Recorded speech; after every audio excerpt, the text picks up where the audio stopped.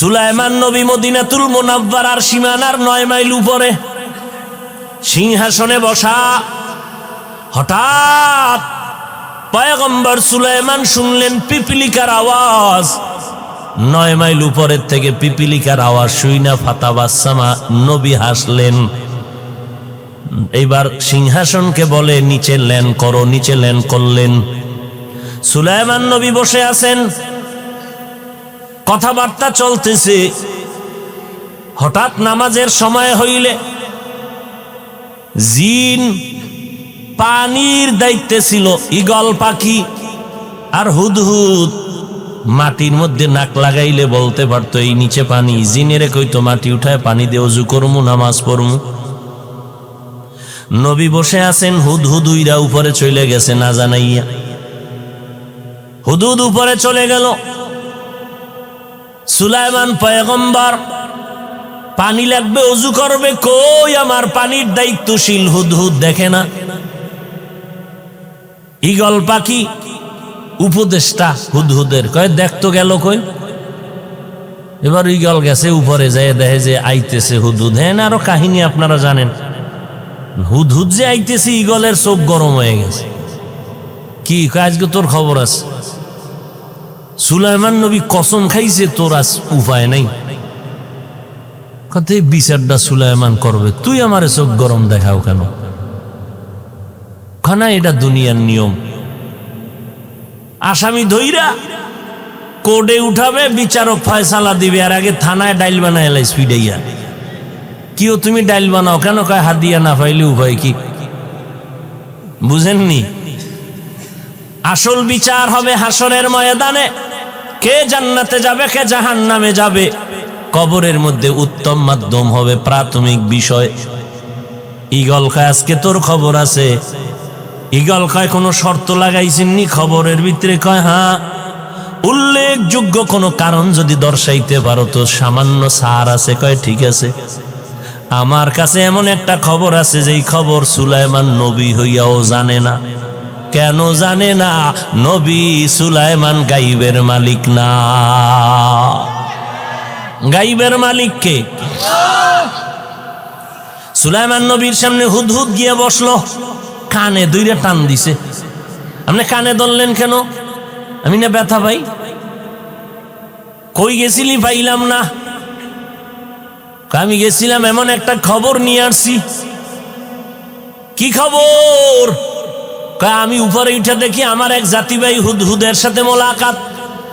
সে আপনার নামই জানে না। গেলাম ওরে দেখতে। কে তোরে লালন পালন করে? বলে আমার এক ম্যাডাম লালন পালন করে, আমগো রাষ্ট্রের মূল নেতা হলো ম্যাডাম। দেখতে গিয়া দেখলাম বিশাল বড় সিংহাসন। সুলাইমান চিঠি দিলেন, হুদহুদ তোর কথা সত্য না মিথ্যা যাচাই করি, চিঠি নিয়ে যা, বিলকিসের কাছে দিবি, এরপরে কি খবরা খবর আমারে গোয়েন্দা হইয়া জানাবি। সুলাইমান নবী চিঠি দিলেন, হুদহুদ এই ঠোঁটের মধ্যে চিঠিটা নিয়ে রওনা। বিলকিস নাক টেনে ঘুমায় সিংহাসনে। একটা ছিদ্র আছে, সূর্যের আলো ঢুকে, বিলকিস সজাগ হয়, আলোটা চেহারায় পড়ে আর সেজদা করে। হুদহুদ যায় ওটার পাখা দিয়ে আটকায় ফেলাইছে, সিডিটা রাখছে, নাকটাই না ঘুমাইছে, সূর্য উপরে উঠে গেছে, খবর নেই।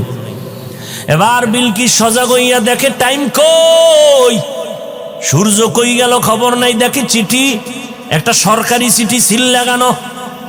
দেখলো এত সুন্দর, দ্রুত একটা জরুরি বৈঠক ডাকলো মন্ত্রী পরিষদেরা, তাড়াতাড়ি আসো, দফা ঠান্ডা। ঠান্ডা না গরম? গরম। তাড়াতাড়ি বসো, ইমার্জেন্সি বৈশা। হুদহুদ সব ভিডিও ক্যামেরায় ধারণ কইরা এইবার নবীরা একা নবী রেডি হন, বিলকিস আসার জন্য অপেক্ষায় আছে। বিলকিস আসবে আপনার আদালতে।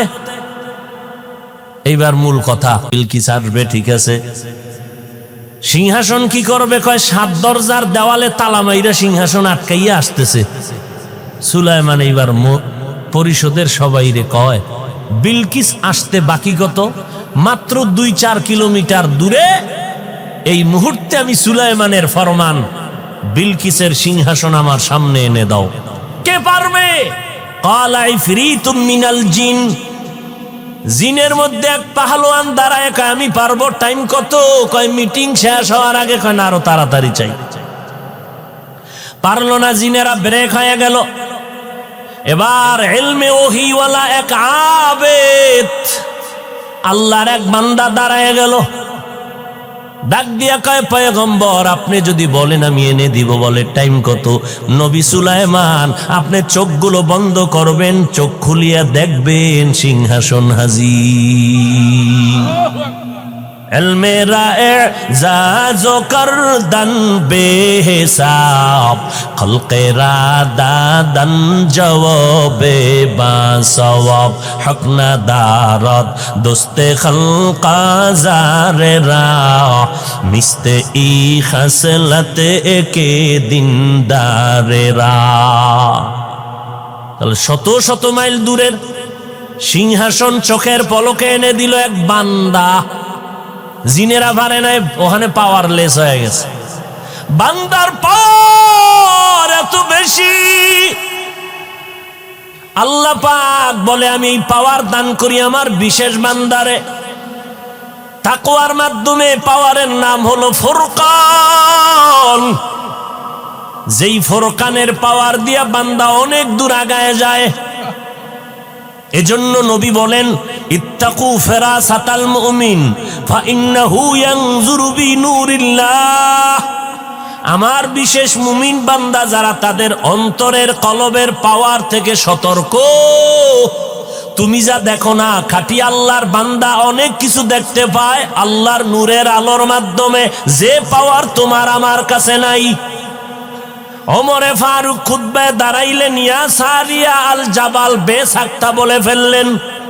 শত শত মাইল পাহাড়ের কিনারায় সারিয়াকে পড়ার সময় জিজ্ঞাসা করা হলো, সারিয়ারে আওয়াজ পাইছিলিনি? কয় কসম, ওমর যখন আওয়াজ দিছে ডাইরেক্ট আমি কানে শুনতে পেয়েছি। কোরআনে হাকিম এত বড় দামি একটা কিতাব, যে কিতাবের মতো কোনো কিতাব নাই। যে কিতাব দেখলে সওয়াব, ধরলে সওয়াব, পড়লে সওয়াব, শুনলে সওয়াব। এত দামি একটা কিতাব, যে কিতাব শুধু তাকায় তাকায় দেখবে হাযা কালাম রাব্বি, এটা আমার আল্লাহর কালাম। নবী কয় যদি তাকাইয়া মোহাব্বত লাগায় দেখো, মরণের আগে চোখের পাওয়ার নষ্ট হবে না। এমন এক দামি কিতাব কোরআন। ও বান্দা, তুমি কোরআনটা ধরো, তাতেও বরকত। কোরআনটা দেখবা, তাতেও তোমার সওয়াব। চোখের পাওয়ার বেড়ে যাবে। কোরআনটা পড়বা, তাতেও সওয়াব। কোরআনটা বান্দা তুমি শুনবা, তাতেও সওয়াব। একটা অক্ষর তুমি পড়ো, কোরআন পড়তে জানো আর না জানো তরজমা তো পরের কথা। মোহাব্বত লাগায় যদি বলো আলিফ লাম মিম, নবী বলেন সাথে সাথে তোমার আমল নামায় 30টা নেক লেখা হয়ে যাবে। নামাজের ভেতরে বসে যদি কোরআন পড়ো, এক অক্ষরে 50। নামাজের ভেতরে যদি দাঁড়াইয়া তুমি কোরআন পড়ো, এক এক অক্ষরে 100 করে নেক লেখা হবে। শুধু পড়বা না, আমি এখানে বসে তেলাওয়াত করব আর আপনি চুপ করে শুনবেন, তাতেও সমান সওয়াব। আব্দুল্লাহ ইবনে মাসউদ বলেন, একদিন মায়ার নবী বলেন, আব্দুল্লাহ ইবনে মাসউদ তুমি একটু কোরআন তেলাওয়াত করো, আমি মুহাম্মদ শুনতে চাই মোহাব্বত করে। আব্দুল্লাহ ইবনে মাসউদ বলেন, পয়গম্বর আপনার উপরে কোরআন অবতীর্ণ হলো, আপনার তেলাওয়াত কত মজার তেলাওয়াত। যেই তেলাওয়াত শোনার জন্য বড় বড় দুশ্মনেরা সারাদিন বিরোধিতা করে রাতের অন্ধকারে ঘরের কিনারায় দাঁড়ায় মুহাম্মদের জবানে তেলাওয়াত শোনার জন্য। আরে আবু জাহাল, যেই মুহাম্মদের সারাটা দিন গালি দাও, বিরোধিতা করো, রাতের বেলা গভীর রজনীতে অন্ধকারে আইসা আবার সেই মুহাম্মদের তেলাওয়াত কেন শুনো? আবু জাহাল ডাক দিয়া বলে, জীবনে কত কবিতা শুনলাম, কত আওয়াজ কানে নিলাম, মুহাম্মদের তেলাওয়াতের এত মজার আওয়াজ জীবনে কখনো এত মজার আওয়াজ আর কোথাও পাই নাই। যত আওয়াজ জীবনে শুনলাম, কত দামি দামি কবির কবিতা শুনলাম, মুহাম্মদের তেলাওয়াতে এত মজা, যেই মজা আর কোনোটাই পাওয়া যায় না। এই জন্য মানুষ খারাপ মনে করবে, চুপে চুপে গোপনে এসে তেলাওয়াত শুনি। আব্দুল্লাহ ইবনে মাসউদ বলেন, পয়গম্বর আপনি তেলাওয়াত করেন, আবু জাহাল শুনে রাতের গভীরে চুপি চুপি, আপনি আমাকে বলেন আমি তেলাওয়াত করব? কারণ নবী বলেন, রে আব্দুল্লাহ, কোরআন তেলাওয়াত করতে মজা একরকম, শুনলে মজা ভিন্ন রকম। তেলাওয়াত যখন করি, কানের মধ্যে আওয়াজ যায়, তখন একটা ভিন্ন পেরেশানি থাকে, কিন্তু যখন তুমি তেলাওয়াত করবা, আমি তখন শুনবো, এক ধ্যানে মোহাব্বত লাগায় শুনতে পারবো, এর মধ্যে আলাদা একটা মজা পাওয়া যাবে। এত দামি কিতাব, যেটা ধরলে বরকত, শুনলে বরকত, পড়লে বরকত। কপাল খারাপ, আমরা মুসলমান, সে কোরআন চিনি না। জানি কোরআন শরীফ, কোনদিন খুলে দেখলাম না ভেতরে কি। যারা আলেম হতে পারি নাই তাদেরকে বলছে, আর আমাদের আলেমের হালাত, রমাজান মতো একটা বরকতের মাস, সারা বছর একটা খতম কোরআন পড়তে পারি না। অথচ আল্লাহর সাথে মহব্বতের তৈরি করার জন্য সম্পর্কের মাধ্যম দুইটা। এক মাধ্যম হলো নামাজ, আল্লাহর মহব্বত তৈরির আর এক মাধ্যম হলো কোরআনের তেলাওয়াত। এজন্য আমার নবী তেলাওয়াত করেন, সাহাবায়ে কেরাম তেলাওয়াত করেন। 3 দিনে 1 খতম, 7 দিনে 1 মঞ্জিল করে, 7 দিনে 1 খতম হয়ে গেল। তরজমা সহ যদি কেউ কোরআন পড়ে, 1 মাসেও 1 পারা পড়া বড় কঠিন হয়ে যাবে। অথচ সাহাবায়ে কেরাম কোরআনের হাফেজ, 7 দিনে একটা খতম করে ফেললেন।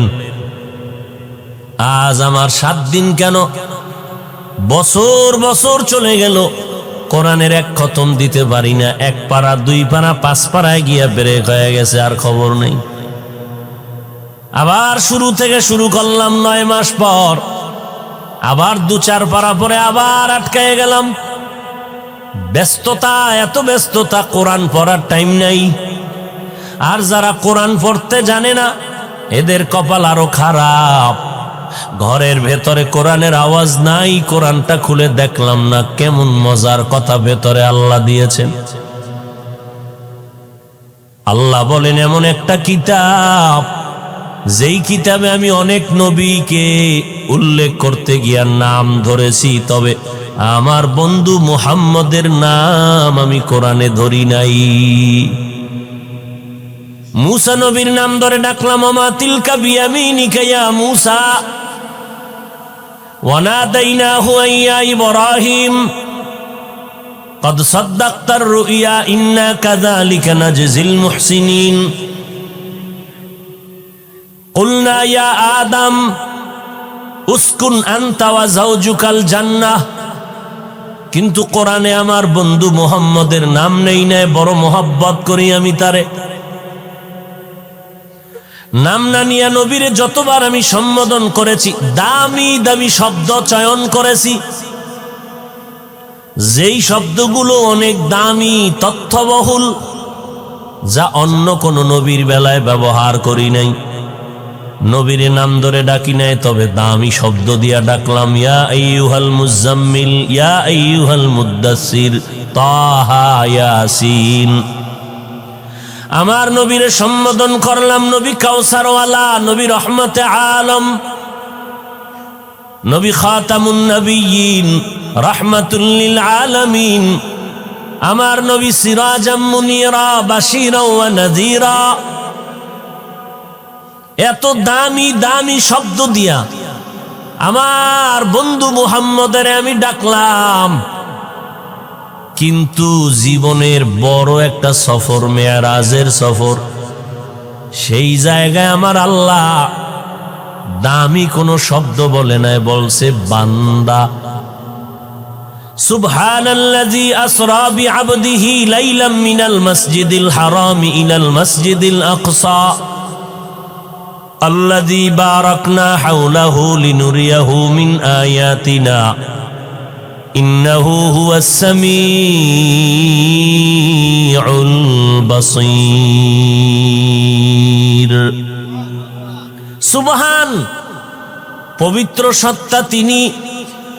আসরা বিআবদিহি, যিনি ভ্রমণ করাইলেন তার প্রিয় বান্দাকে, মিনাল মসজিদিল হারাম ইলাল মসজিদিল আকসা, বাইতুল্লাহ থেকে বাইতুল মাকদিস পর্যন্ত। আমার আল্লাহ এখানে নবীরে রহমত বললেন না, এখানে ইমামুল মুরসালিন বললেন না, খাতামুন নবিয়্যিন বললেন না, বাশীরা ওয়া নাযীরা বললেন না। আমার আল্লাহ এমন একটা শব্দ এখানে বললেন যে আমার বান্দা। এমন একটা দুর্বল মনে হয় যেন এত সাধারণ একটা শব্দ। আমিও বান্দা, নবীও বান্দা, হিন্দুরাও আল্লাহর বান্দা, বৌদ্ধরাও আল্লাহর বান্দা, খ্রিস্টানেরাও আল্লাহর বান্দা, আমরাও আল্লাহর বান্দা, নবীও আল্লাহর বান্দা। এরকম সাধারণ একটা শব্দ কেন বললেন? অথচ নবীর জীবনের এক অলৌকিক সফর, যেটা বালিশে মাথা লাগায় চিন্তা করলে ঘুম নষ্ট হয়ে যায়। কেমনে হলো রাতের সামান্য সময়?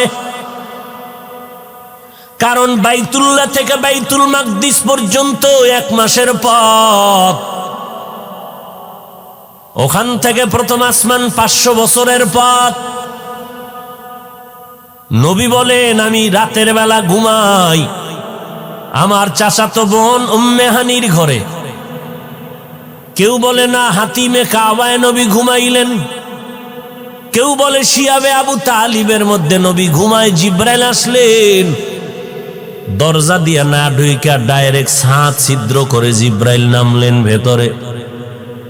নাইমা নবীর পায়ের কিনারায় মোবারকে পাখা লাগায় দিলেন, নবী সজাগ হয়ে গেলেন।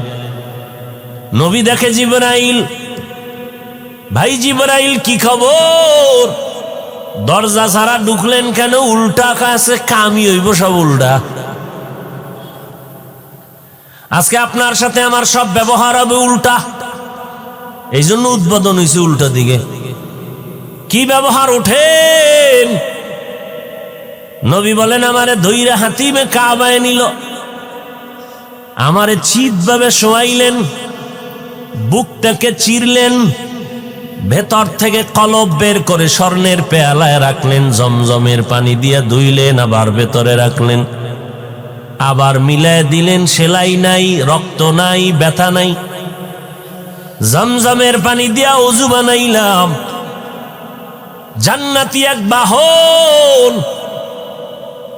জিব্রাইল বলে, নবী বাহনের মধ্যে উঠেন, এটা বোরাক, জান্নাত থেকে নিয়ে আসছি, আমার মাওলায় পাঠাইছেন। হোয়া হুকুম জিব্রাইল কো यूं शिताब बोराक एक जन्नत से कर इंतखाब सजा उसको ज़ेवर से तू ताबपा फिर उसको तू काबा में लेकर के जा। জান্নাতি পোশাক সাজাইয়া বোরাক নিয়ে আসছি, উঠে। নবী উঠবেন, বোরাক উঠাইতে চায় না, কেমন যেন অভিমান। বোরাক কেমন কেন করো? কয় জান্নাতের সফর সঙ্গী আমারে বানাবেননি। হাসরের মাঠে আমি বাহন হতে চাই।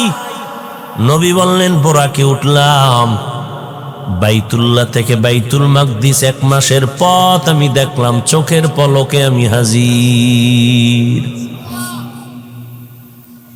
ওখানে গিয়া দেখলাম সব আম্বিয়া কেরাম স্বাগতম জানাচ্ছে আমারে।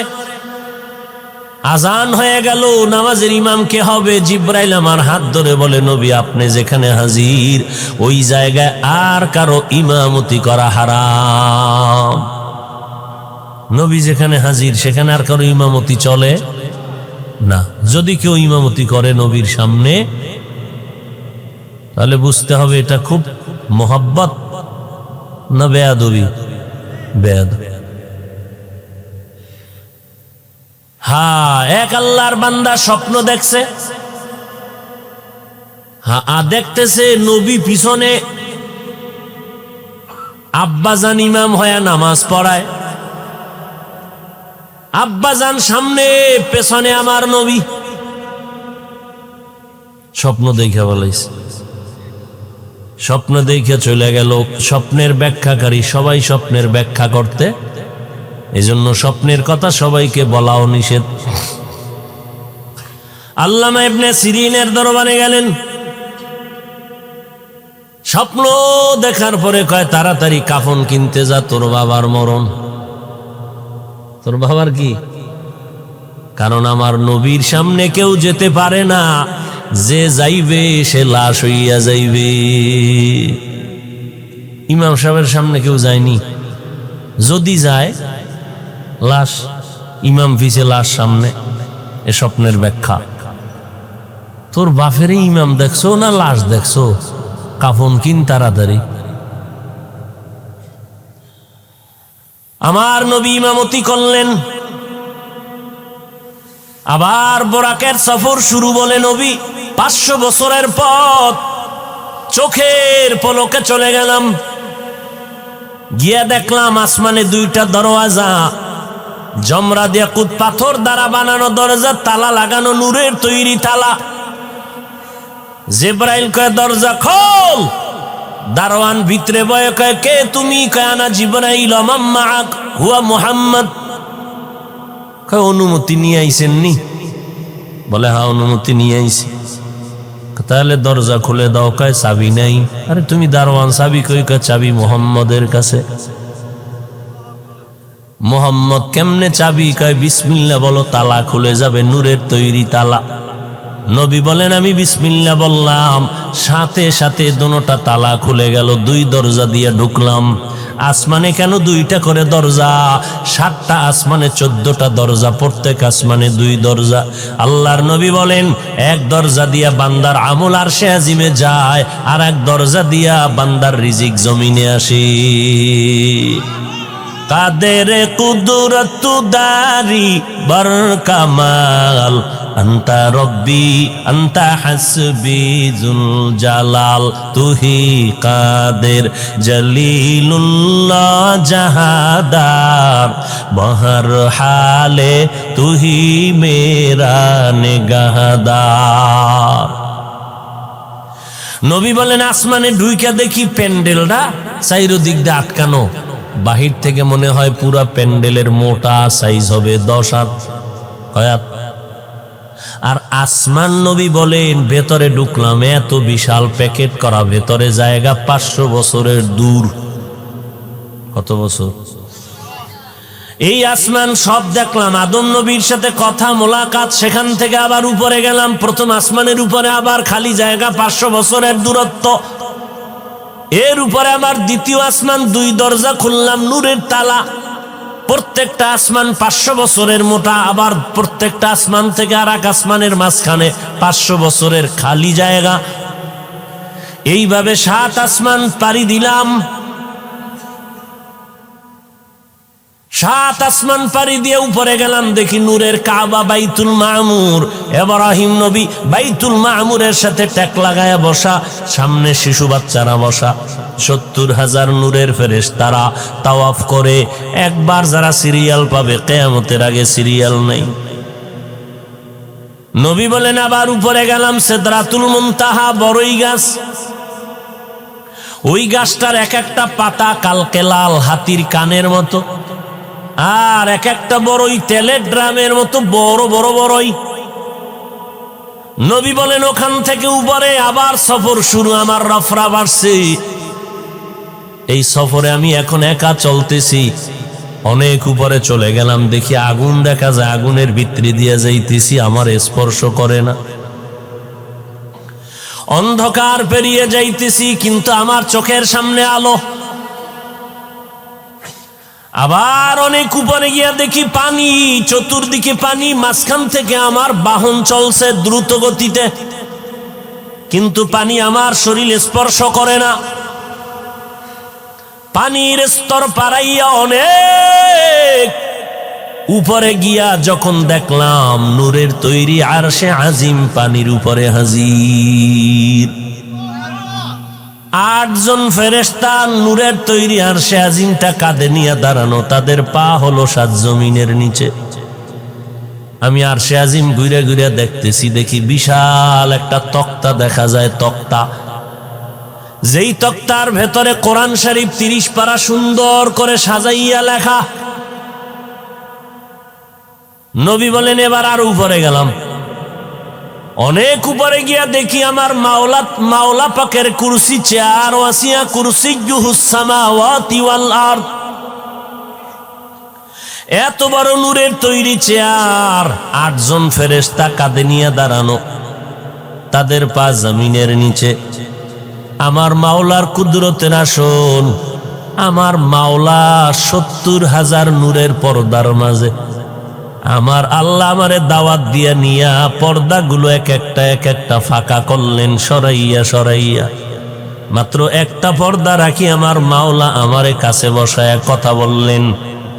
কত টাইম গেছে জানি না, মক্কা থেকে অজু বানায় গেছি জমজম পানি দিয়া, আইসা দেখি আমার অজুর পানি এখনো গড়ায় ভরে।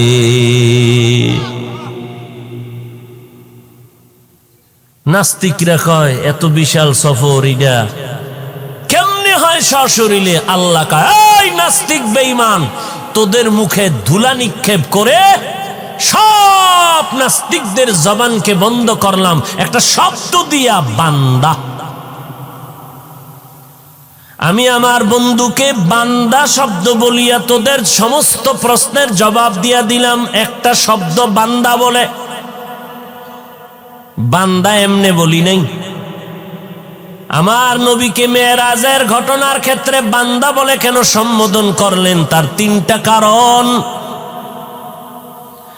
1 নাম্বার কারণ, বান্দার সাথে আমার মালিকের সম্পর্কের নাম ইবাদত। ইবাদত যারা করে তাদের নাম আবেদ, যার ইবাদত করে তিনি মাবুদ। আর সারা দুনিয়ার মধ্যে ইবাদত করনেওয়ালার ভেতরে আমার নবীর মতো ইবাদত করনেওয়ালা কেউ নাই। আমার নবী হলেন শ্রেষ্ঠ ইবাদত করনেওয়ালা। সারা রাত নবী নামাজে কাটাচ্ছেন। সাহাবী বলতেছেন নামাজে, আমিও পিছনে। নবী আলহামদু শেষ করলেন, সূরা বাকারা বিশাল এক সূরা লইছেন, মনে হয় 2-3 পৃষ্ঠা বইরা রুকুতে যাবেন, খবর নেই। পড়তেছেন, নবী পড়তেছেন, তেলাওয়াত চলতেছে, সূরা বাকারা শেষ। এবার রুকুতে যাবেন, কয় না, বিসমিল্লাহ শুরু। আবার সূরা আলে ইমরান শুরু করলেন। প্রথম রাকাতে এখনো রুকু সেজদার খবর নেই।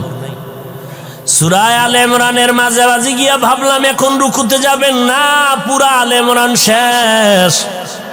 এবার নবী রুকুতে যাবেন, কয় না, নেসাও শুরু করলেন। সূরা নেসা চলতেছে চলতেছে চলতেছে চলতেছে, দীর্ঘ টাইম পড়তেছেন। প্রথম রাকাতে রুকুর খবর নেই। কেমন মায়ার নবী আমার! বুঝানো বড় কঠিন জিনিস, সময়ের বড় বরকত। আমরা 1 পারা কোরআন পড়তে 1 পারা 30-35 মিনিট লাগে, কিন্তু আমগো কোরআন একটা খতম দিতে 1 দিন, 4 দিন, 7 দিন না 10-15 দিন চলে যায় 1 খতম। আর যদি লাগাতার কোনো কথা নাই, ফাঁকে ফাঁকে শুধু বাথরুমে যাব, আর খানা দানার চিন্তা নাই, এক নাগারে যদি কোরআন পড়ি তাহলে আশা করা যায় 1 রাত 2 রাত 3 দিনে কোরআন খতম করা যাবে। সব বাদ দিয়া একুরেট বাথরুম ছাড়া বাকি সময় কোরআনের পিছনে দিলে। কিন্তু আমাদের আকাবিরিনরা কেমনে 24 ঘন্টায় এক খতম করলেন?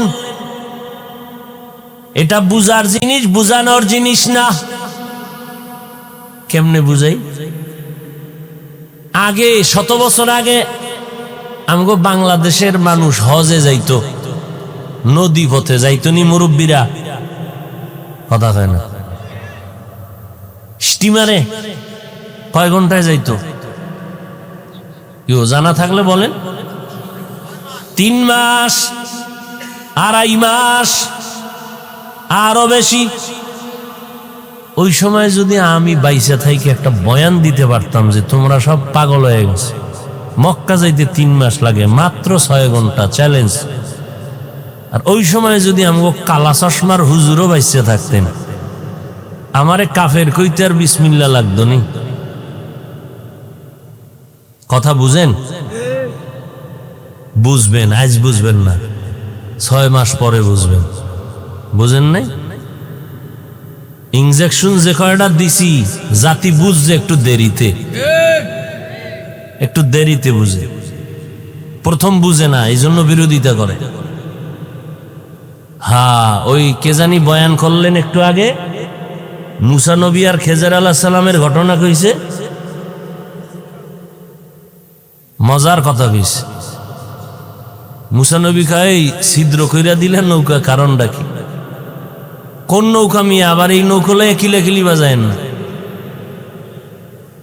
একজনের নুহ নবীর নৌকার অস্কার থেকে মায়ের খাওয়ান্য জম উঠে গেছে, হে এখন আওয়ামী লীগের নৌকলে ফাড়াফাড়ি শুরু করছে। কই যাইবেন? রক্তের মতো শিরা উপর শিরায় ঢুকে গেছে আমাদের নাপাক রাজনীতি। আল্লাহ হেদায়েত দান করুন। চরমনাইর সৈয়দ ফজলুল করিম রহমতুল্লাহ আলাই, তিনি ঢাকার শহরে দাঁড়াইয়া কাফনের কাপড় মাথায় নিয়ে বলেছিলেন যে নারীর সাথে এক টেবিলে বৈশা ইফতারি খাবো, যদি বাংলাদেশের মুফতিদের ফতুয়া বোর্ড ফতুয়া দেয় যাবে, তাহলে আমি ফজলুল করিম যাব, না হয় যাব না, কারণ আমি রাজনীতি করি না, আমি রাজনীতি করি না, আমি ইবাদত করি। আর ইবাদত হতে হবে আল্লাহর মোহাব্বতে, রসুলের তরিকায়।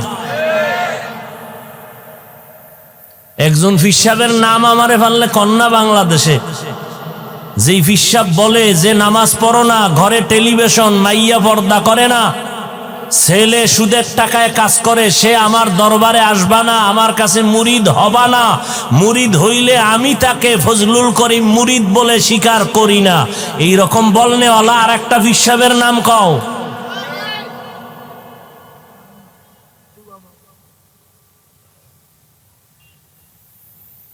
হুজুরে বলছেন যে সব একদিকে, আমনে যান না কেন? কে কয়? হার স্ত্রী।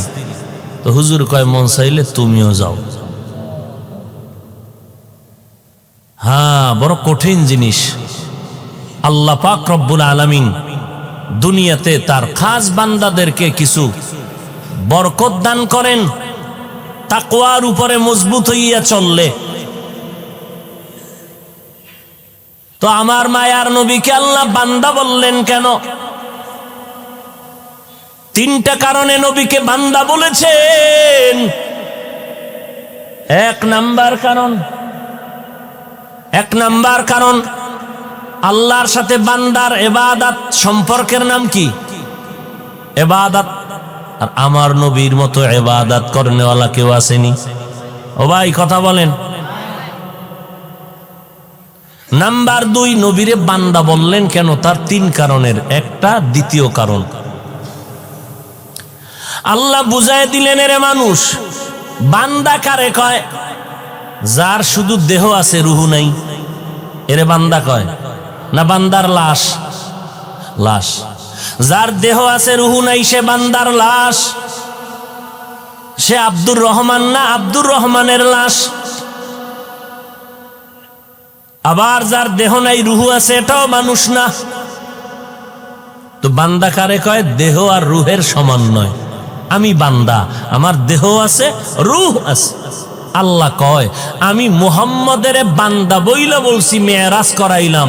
তো মেরাজ করাইলাম আমার বান্দারে, তার মানে শুধু রুহ না, শুধু দেহ না, আমার বান্দা বলে আমি মেরাজ করাইলাম, বুঝাইয়া দিলাম আমার মুহাম্মদের মেরাজ সশরীরে হয়েছে। কেমনে হইল? কেমনের জবাব দিলাম সুবহান শব্দ দিয়া। তোমার দ্বারা সম্ভব না, আমি সুবহানের দ্বারা সম্ভব। সব অসম্ভবকে সম্ভব করেন কে? ওই হাজী সাহেবরা 2.5 মাস লাগাইয়া হজে যাইতো, আর এখন কয় ঘন্টায় যায়? 6 ঘন্টায় যায়। তাহলে ওই সময়ের বয়ানটা এখন কাজে লাগতো নি? লাগতো। আবার 100 বছর পরে দেখা যাবে আরো কম, প্রযুক্তি আরো বেড়ে যাবে। আরো সহজে একটা উদাহরণ কোরআন শরীফে আছে। সুলাইমান নবী মদিনাতুল মুনাওয়ারার সীমানার 9 মাইল উপরে সিংহাসনে বসা। হঠাৎ পয়গম্বর সুলাইমান শুনলেন পিপিলিকার আওয়াজ। 9 মাইল উপরের থেকে পিপিলিকার আওয়াজ শুইনা ফাতাবাসসামা, নবী হাসলেন। এইবার সিংহাসনকে বলে নিচে ল্যান্ড করো, নিচে ল্যান্ড করলেন। সুলাইমান নবী বসে আছেন, কথাবার্তা চলতেছে। হঠাৎ নামাজের সময় হইলে জিন, পানির দায়িত্বে ছিল ঈগল পাখি আর হুদহুদ, মাটির মধ্যে নাক লাগাইলে বলতে পারতো এই নিচে পানি। জিনেরে কইতো মাটি উঠায় পানি দিয়ে ওযু করমু, নামাজ পড়মু। নবী বসে আছেন, হুদহুদ উইরা উপরে চলে গেছে না জানাইয়া।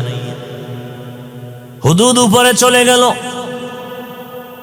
সুলাইমান পয়গম্বর পানি লাগবে, ওযু করবে, কই আমার পানির দায়িত্বশীল হুদহুদ দেখে না।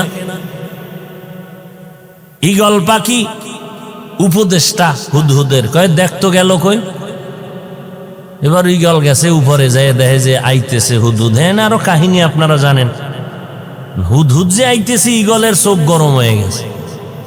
কি আজকে তোর খবর আছে? সুলাইমান নবী কসম খাইছে তোর আজ উপায় নাই। কত বিচারটা সুলাইমান করবে, তুই আমারে চোখ গরম দেখাও কেন? খানা এটা দুনিয়ার নিয়ম। আসামি ধইরা কোর্টে উঠাবে, বিচারক ফয়সালা দিবে, আর আগে থানায় ডাইল বানায় এলাই স্পিডাইয়া। কিও তুমি ডাইল বানাও কেন? কয় হাদিয়া না পাইলে উপায় কি? বুঝেননি? আসল বিচার হবে হাসরের ময়দানে। কে জান্নাতে যাবে, কে জাহান্নামে যাবে, কবরের মধ্যে উত্তম মাধ্যম হবে প্রাথমিক বিষয়। ঈগল কয় আজকে তোর খবর আছে? ঈগল কয় কোনো শর্ত লাগাইছেননি খবরের ভিতরে? কয় হ্যাঁ। উল্লেখযোগ্য কোনো কারণ যদি দর্শাইতে পারো তো সামান্য সার আছে। কয় ঠিক আছে, আমার কাছে এমন একটা খবর আছে যেই খবর সুলাইমান নবী হইয়াও জানে না। কেন জানে না? নবী সুলাইমান গাইবের মালিক না। গাইবের মালিক কে? সুলাইমান নবীর সামনে হুদহুদ গিয়ে বসলো, কানে দুইটা টান দিছে। আপনি কানে ধরলেন কেন? আমি না ব্যথা পাই। কই গেছিলি? পাইলাম না। আমি গেছিলাম এমন একটা খবর নিয়ে আসছি। কি খবর? আমি উপরে উঠে দেখি আমার এক জাতি ভাই হুদহুদের সাথে মোলাকাত। সে আপনার নামই জানে না। গেলাম ওরে দেখতে। কে তোরে লালন পালন করে? বলে আমার এক ম্যাডাম লালন পালন করে, আমগো রাষ্ট্রের মূল নেতা হলো ম্যাডাম। দেখতে গিয়া দেখলাম বিশাল বড় সিংহাসন। সুলাইমান চিঠি দিলেন, হুদহুদ তোর কথা সত্য না মিথ্যা যাচাই করি, চিঠি নিয়ে যা, বিলকিসের কাছে দিবি। এরপরে কি খবরা খবর আমারে গোয়েন্দা হইয়া জানাবি। সুলাইমান নবী চিঠি দিলেন, হুদহুদ এই ঠোঁটের মধ্যে চিঠিটা নিয়ে রওয়ানা। বিলকিস নাক টেনে ঘুমায় সিংহাসনে। একটা ছিদ্র আছে, সূর্যের আলো ঢুকে, বিলকিস সজাগ হয়, আলোটা চেহারায় পড়ে আর সেজদা করে। হুদহুদ যায় ওটার পাখা দিয়ে আটকায় ফেলাইছে। সিডিটা রাখছে, নাকটাই না ঘুমাইছে, সূর্য উপরে উঠে গেছে, খবর নেই। এবার বিলকিস সজাগ হইয়া দেখে টাইম কই, সূর্য কই গেল খবর নাই। দেখে চিঠি, একটা সরকারি চিঠি সিল লাগানো। দেখলো এত সুন্দর, দ্রুত একটা জরুরি বৈঠক ডাকলো মন্ত্রী পরিষদেরা, তাড়াতাড়ি আসো, দফা ঠান্ডা। ঠান্ডা না গরম? গরম। তাড়াতাড়ি বসো, ইমার্জেন্সি বৈশা। হুদহুদ সব ভিডিও ক্যামেরায় ধারণ কইরা এইবার নবীরা একা নবী রেডি হন, বিলকিস আসার জন্য অপেক্ষায় আছে। বিলকিস আসবে আপনার আদালতে।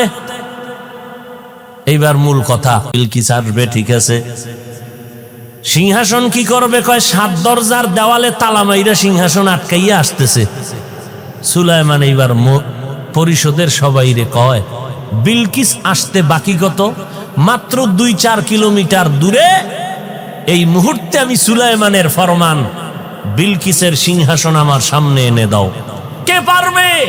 ক্বালা ইফরিতুম মিনাল জিন। জিনের মধ্যে এক পাহলোয়ান দাঁড়ায় কয়, আমি পারবো। টাইম কত?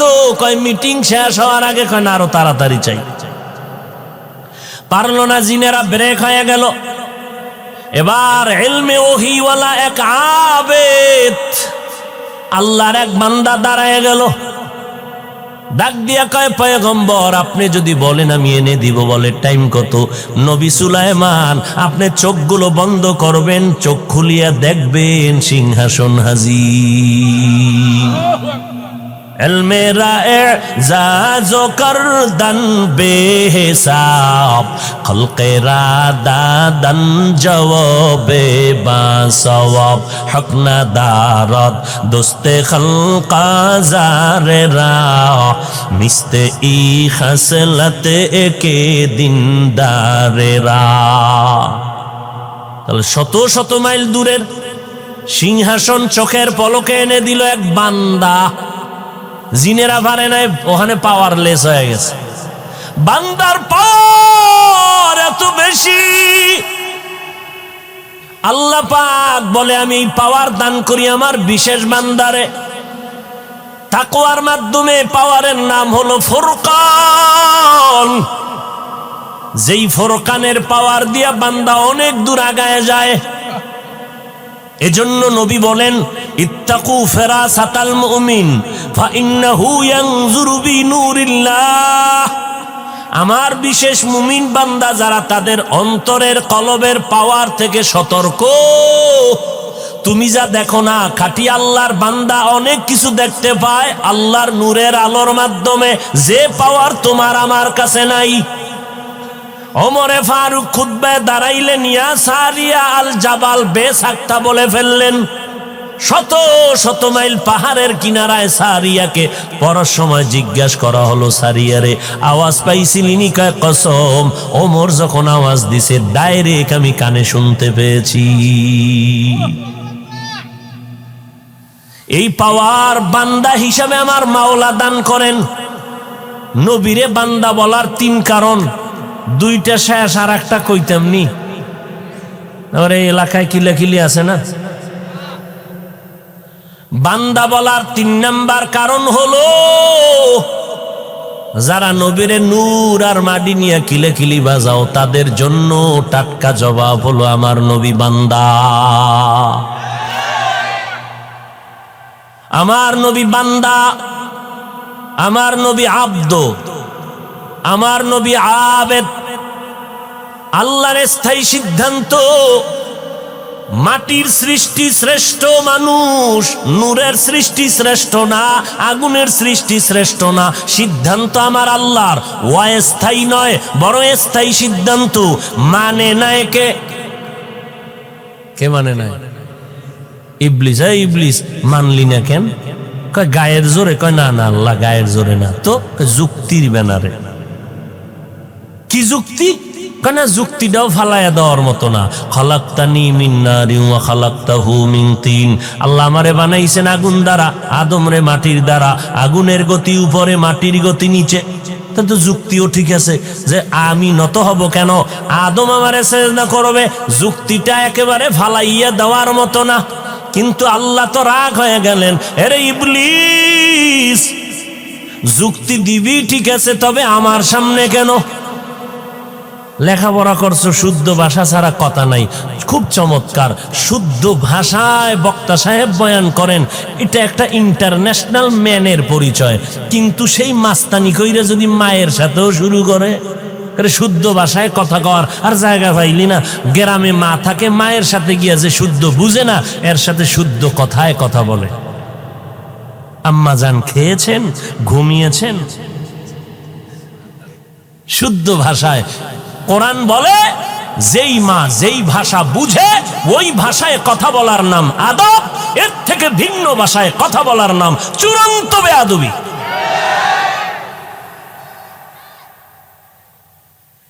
ভাইরা আমার, যুক্তি দিয়েছ,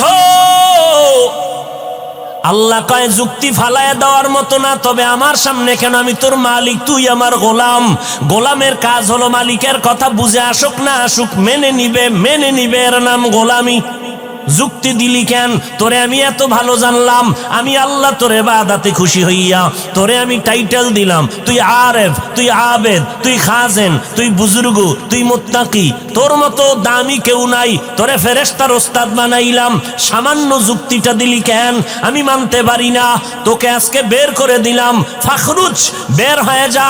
একদিন আর 2 দিন না, 100-200 বছর না, আজীবনের জন্য জাহান্নামী করে দিলাম। কেন? গায়ের জোরে আদমের মানে নাই, বিষয়টা এমন না। মাটির সৃষ্টি শ্রেষ্ঠ, এটা আমি মাওলা পাকের সিদ্ধান্ত। আমার কাছে নূরের সৃষ্টি শ্রেষ্ঠ না, আগুনের সৃষ্টি শ্রেষ্ঠ না। আমার সিদ্ধান্তটাকে মানলি না কেন? কয় গায়ের জোরে না, যুক্তির ব্যানারে মানলি না কেন? আমি আল্লাহ তোরে আর সহ্য করে নিতে পারলাম না, বের হয়ে যা। অতএব যারা আমার নবীরে এইভাবে নূরের সৃষ্টিকে সৃষ্টির শ্রেষ্ঠ মনে করে, মাটির সৃষ্টিকে শ্রেষ্ঠ মনে করে না, যুক্তি দিয়া যারা মানতে চায় না, এদের অন্তরেও মনে হয় ইবলিসের মোহব্বত কাজ করে। আল্লাহ হেদায়াত দান করেন। আর দ্বিতীয় কথা হইল, নবী কিসের তৈরি? আগুনের না মাটির না নূরের? এই প্রশ্ন ওই ব্যক্তি করবে, আর ওই ব্যক্তিকে জবাব দিব যার পা হইতে মাথার তালু পর্যন্ত রসুলের সুন্নতে সাজানো। আর যে লোকটা দাড়ি নাই, টুপি নাই, নামাজ নাই, পর্দা নাই, গাঞ্জা খায়, বিড়ি টানে, এই লোকটার জানার অধিকারই নাই নবী কিসের তৈরি। ওরে জিগাইলি খালি ফিডা, কারণ রসুলের দুশ্মনের কোনো অধিকার নাই জানার রসুল কিসের তৈরি। আগে সুন্নতের টুপি লাগাও, আগে নবীর তরিকায় দাড়ি লম্বা করো, নবীর তরিকায় পর্দা করো, নবীর সুন্নতের মালা গলায় লাগাও। অন্যায় করেছ, আমার আল্লাহ চায় না তুই জাহান্নামে যাবি। আল্লাহ কয় আয় আয়, কই যাইতেছো? তওবা কর। 1 সেকেন্ডে বান্দা যদি তওবা করতে পারো, আমি আল্লাহ তোর জিন্দেগীর গুনাহ 1 সেকেন্ডে মাফ করে দিব। বিশাল বড় লবণের পাহাড়, কর্মচারীরে বললাম এই পাহাড়টাকে নিস্তেনাবুদ করে দাও, সময় লাগবে 3.5 মাস। আল্লাহ কয় আমার কাছে খুব পদ্ধতি আছে, 1 সেকেন্ড লাগবে না, আমি কুদরতের পানি দিয়া ধাক্কা দিব, লবণের পাহাড় নিমিষেই ধ্বংস হয়ে যাবে, নিশ্চিহ্ন হয়ে যাবে। ও বান্দা, গুনার পাহাড় যা 80 বছরে তৈরি করেছো, অল্প অল্প করে গুনাহ, প্রথম টানছো বিড়ি, এরপরে গেছো গাঞ্জায়। রাতারাতি তুই গুনার পাহাড় গড় নাই, ক্রমান্বয় করেছো। প্রথম বেদবি বাবার সাথে, তারপরে মায়ের সাথে, এরপরে গেছো আলেমের সাথে। এইভাবে যারা গুনার পাহাড় তৈরি করেছো, আমি মাওলার রহমতের পানি, তুই যদি 2 ফোঁটা চোখের পানি ছেড়ে দাও, আমি আল্লাহ কুদরতের পানি দিয়ে তোর ওই গুনার পাহাড়ের ধাক্কা দিব, তোর আমল নামায় একটা গুনার চিহ্ন থাকবে না। অতএব বান্দা তওবা করো। ভাইজান, সাহাবায়ে কেরাম কত দামি, ইলমওয়ালা, আমলওয়ালা, তাকওয়াওয়ালা, ইখলাসওয়ালা, জান্নাতের টিকিট হাজির। এরপরেও আবু বকর সারা রাত কান্না করলেন, ওমর কাঁদলেন, ওসমান কাঁদলেন, আলী কাঁদলেন। জীবনভর সাহাবায়ে কেরাম যদি এত আমল করিয়া কাঁদেন, আপনার আমার কি পরিমাণ কান্না দরকার, কি পরিমাণ কান্না দরকার। কান্না তো করি না, কেউ যদি কান্না করে তাও পছন্দ করি না।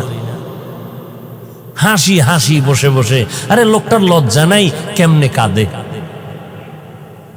চিন্তা করছেন দুনিয়া কেমনে উল্টে গেছে। অথচ একটা লোক মোনাজাতে কান্না করে, যে কাঁদে না তাকে প্রশ্ন করা দরকার, তোর লজ্জা লাগে না, তোর চোখে পানি নাই। আগুনের বাস্তবতা গরম, তো একটা লোক আগুনের পাশে বসা, শরীর যদি গরম না লাগে তখন বলবে আশ্চর্য, তোর শরীর গরম হয় না কেন। ঠিক মাওলা পাকের মোহাব্বতের দরিয়ায় যারা থাকবে এরা তো জাহান্নামের ভয়ে কাঁদবে। নবী যদি কাঁদেন, সাহাবায়ে কেরাম কাঁদেন, আপনার আমার চোখে পানি নাই, এটা কামালিয়াত না, বরং এটা বড় অভিশপ্ত জিন্দেগি। আমার কলব গুনায় গুনায় গুনায় পাথর হয়ে গেছে, এজন্য চোখে পানি আসে না। চোখের গুনাহ, হাতের গুনাহ, কলবের গুনাহ, অন্তরের কল্পনার গুনাহ। আর এখন তো গুনার ফ্যাক্টরি পকেটের মধ্যে নিয়ে ঘুরি। পৃথিবীর কেউ জানবে না আমি রাতের বেলা কি অপরাধ করতেছি, কেউ জানবে না। মোবাইলের মাধ্যমে গুনার প্র্যাকটিস চলতেছে। গুনাহ করতে করতে করতে করতে বান্দা সীমা লঙ্ঘন করলে আল্লাহ বিচার দুনিয়ায় শুরু করেন, তওবা করলে মাফ। আর গুনার কারণে কলব শক্ত, শক্ত কলবে পানি আসে না। নবী বলেন কলবকে নরম করার একমাত্র ব্যবস্থা রাতের তাহাজ্জুদের নামাজ। আমরা আল্লাহরে চাইনি, কথা কন না কেন? জান্নাত চাইনি, চাই গুনাহ মাফ চাইনি, চাই দুনিয়াতে শান্তি চাইনি। আল্লাহ দেওয়ার জন্য আসতেছেন না, আল্লাহ এসে ঘুরে যায়, আমরা দরজা আটকাই বন্ধ করে রয়েছি, তাহলে শান্তি কেমনে পাবেন? আল্লাহর কসম, ফজর, জোহর, আসর, মাগরিব, এশা, এই নামাজ ফরজ না সুন্নত? ফরজ। এটা তো আপনার বাধ্য করাই লাগবে। এটার ভিতরে কামালিয়াত কম, কারণ এটা আপনার ডিউটি, আপনার 8 ঘন্টার ডিউটি, এটা আপনার বাধ্য। আপনি তো মালিকের মন পাইবেন ওভার ডিউটি করলে। আমার আল্লাহ তো 5 ওয়াক্ত বাধ্য করে দিলেন। আল্লাহ কয় এই টাইম না, আমি তো প্রথম আসমানে আসি 3য় অংশে রাতের শেষ ভাগ, ওই সময় তো দেওয়ার জন্য আসি। কার জান্নাত লাগবে চাও, কার টাকা লাগবে বল, গুনাহ মাফ লাগবে বল, জান্নাত লাগবে বল, হায়াত বাড়ানো লাগবে বল, এলেম লাগবে বলো, এলেমের নূর লাগবে বলো। এলেম শিখা এক জিনিস, আর এলেম অনুযায়ী বান্দা আমল আর এক জিনিস। এলেম শিখলাম, এলেমে আমাকে গুনাহ থেকে বাঁচায় না। এই এলেম দিয়া দাম কি? যেই এলেমে আমাকে হাসাদ থেকে বাঁচাইতে পারে না। এই এলেমের মূল্য কি? যেই এলেমের দ্বারা আমাকে বিনয় করতে পারে না। এই এলেমের দাম কি? যেই এলেমের দ্বারা আমার অহংকার বন্ধ হয় না। এই এলেমের কোনো মূল্য নাই। আল্লাহ কয় আমি দেওয়ার জন্য তোর সামনে হাজির। প্রথম আসমানে আসি, প্রত্যেকটা দিন একটা রাত্র বাদ নাই, তোকে দেওয়ার জন্য আসি। তুই খাতা গায়ে দিয়া ল্যাপ মুড়ো দিয়ে ঘুমাচ্ছ, তা তুই পাবি কসু? যাদেরকে দিছি এরা নেওয়ার জন্য রাত্রে কানছে। হাজী এমদাদুল্লাহ চাইছে জাহিরি এলেমের কেলাস ছাড়া তার সিনায় দিয়ে দিছে। তুমি তো 15 বছর ক্লাস করেছো, হাজী এমদাদুল্লাহকে ক্লাস ছাড়া এলেমের নূর সিনায় দিয়েছি, যেই নূরের আলোতে আলোকিত হওয়ার জন্য এলেমের জাহাজ রশিদ আহমদ দৌড়াইলো, কাসেম নানতবি দৌড়াইলো, আশরাফ আলী থানবী দৌড়াইলো হাজী এমদাদুল্লাহর আল্লাহর দেওয়া মারেফতের নূরের আলো নেওয়ার জন্য। আমি দিতে চাই, তুমি নাও না, এরপরে যদি আল্লাহর কাছে চাইছি দেয় না, কেমন ফিডা দরকার? আল্লাহ দেওয়ার জন্য আসছেন ভোর রাত্রে, আর তুমি নাক টেনে ঘুমাইলা। আর বলবা আমি তো নামাজ কামাই দিই না, 5 ওয়াক্ত পড়ি। ওরে ওভার ডিউটি বন্ধ কেন? হায় হায় হায় হায় হায় হায়। এই জন্য আমার রসুল একদিকে মুস্তাফা, আমার রসুল আর একদিকে মুজতবা। বড় কঠিন জিনিস। ও ছাত্র ভাইয়েরা, সারা দুনিয়ার মানুষ থেকে বাছাই কইরা আল্লাহ এলেমের দরজায় এক দলকে নিয়েছেন, এখান থেকে আরেকটা বাছাই হবে। এই বাছাইয়ে যে টিকবে সে হবে মুবাল্লিগ, সে হবে মুজাহিদ, সে হবে দ্বীনের দায়ী। মাদ্রাসা আসাই কামিয়াবির দরজা নয়, এখানে আরেকটা বাছাই হবে। মুস্তাফা, অন্যদিকে মুজতবা। আল্লাহু ইয়াস্তাফি, আল্লাহু ইয়াজতাবি। অতএব আমরা বান্দা, আর কিছু না। আমগো কোনো টাইটেল মাইটেল নাই, আমগো আসল টাইটেল, আসল পরিচয়, আমরা আল্লাহর গোলাম। মাওলার সাথে আপনার আমার সম্পর্কের নাম ইবাদত। ইবাদতের মধ্যে ওই ব্যক্তি প্রিয় যে মূল ডিউটির পরে ওভার ডিউটি করে। 5 ওয়াক্ত নামাজ মূল, ইশরাক, আউয়াবিন, চাষ, তাহাজ্জুদ ওভার। রমজানের রোজা এটা মূল, সোমবার বৃহস্পতিবার ওভার। বছরে যাকাত দিবেন মূল, অন্য টাইমে মাহফিল, মাদ্রাসা, এতিম, অসহায়, রাস্তাঘাট, কালভার্ট সহজে সহযোগিতা করবেন ওভার। জীবনে হজ করবেন টাকাওয়ালারা একবার মূল, ফাঁকে ফাঁকে উমরা করবেন ওভার। ওভার ডিউটির জন্য আল্লাহ পাক অনেক খুশি হইয়া এদেরকে অনেক মর্যাদা আর অনেক পাওয়ার দান করেন। বুখারী শরীফে আছে, ওদিকে আর ঢুকলাম না। আল্লাহ পাক রব্বুল আলামিন খাঁটি আবেদ, আল্লাহর পেয়ারা বান্দা হওয়ার তৌফিক দান করেন, আমিন। ওয়া আখিরু দাওয়ানা আনিল হামদুলিল্লাহি রাব্বিল আলামিন। সুবহানাল্লাহি ওয়া বিহামদিহি, সুবহানাকাল্লাহুম্মা বিহামদিকা, আশহাদু আল্লা ইলাহা ইল্লা আনতা, আস্তাগফিরুকা ওয়া আতুবু